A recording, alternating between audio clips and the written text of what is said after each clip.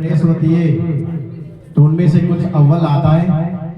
तो जिन बच्चों ने अव्वल स्थान प्राप्त किया उन्हें विद्यालय की शिक्षा समिति, न्यू विवेकानंद शिक्षा समिति की ओर से आज पारितोषिक वितरण का प्रबंधन किया है। इसके साथ ही भारत सरकार ने पूरे भारतवर्ष में नेप 2020 पॉलिसी 2020 पॉलिसी लागू कर दी है। उसमें कुछ एक स्टेट बचे हुए थे जिनमें राजस्थान भी था। उसने भारतीय जो नई शिक्षा नीति बनी है उसे अडॉप्ट कर लिया है और 2026-27 का जो सत्र आ रहा है उससे ये शिक्षा नीति भारत के साथ साथ संपूर्ण भारत के साथ साथ राजस्थान राज्य में भी लागू होने जा रही है। इसमें छोटे बच्चों जो 3 वर्ष की आयु प्राप्त कर चुके हैं उनके लिए भी शिक्षा के सोपान सृजित किए हैं। उन्हें PP3 में एडमिशन दिया जाएगा और उन्हें विद्यालय वातावरण में खेल कूद के साथ साथ शिक्षा सुलभ कराने की सुविधाएं उपलब्ध करवाई है। अब राजस्थान सरकार RT के तहत PP3 में भी एडमिशन स्टार्ट कर रही है, जो पॉलिसी अब सभी विद्यालयों द्वारा अडॉप्ट की जाएगी। इसके साथ PP4, PP5 और फर्स्ट में भी इस प्रकार के एडमिशंस होंगे।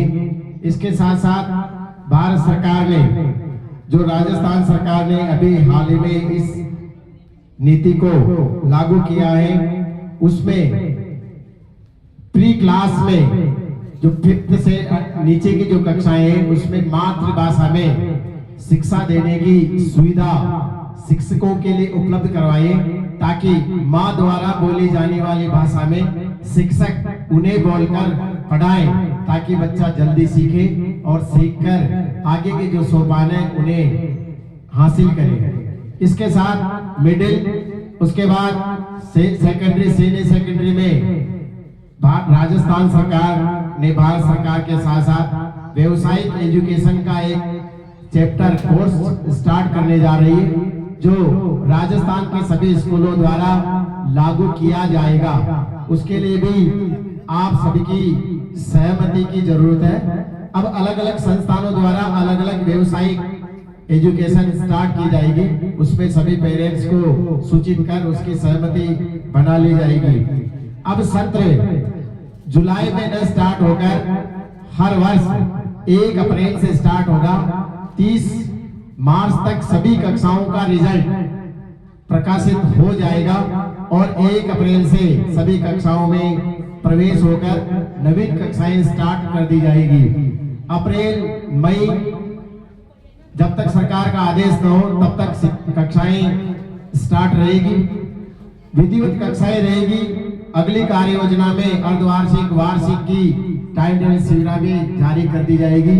उसके अनुकूल आपका विद्यालय बच्चों को शिक्षा देने के लिए अपनी संपूर्ण तैयारियां कर चुका है, बस आपका सहयोग है।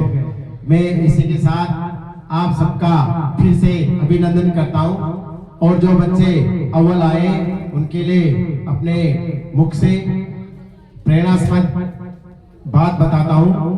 कहते हैं जहान में सभी हम है महज सूरमा, मगर है सूरमा वही जो कर दिखाए करिश्मा।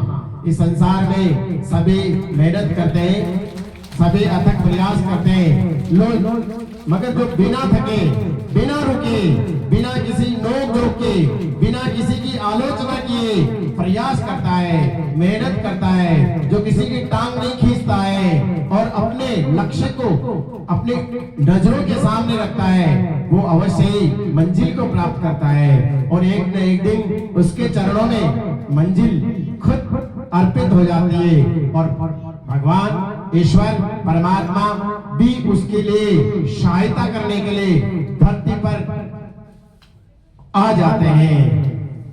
धन्यवाद।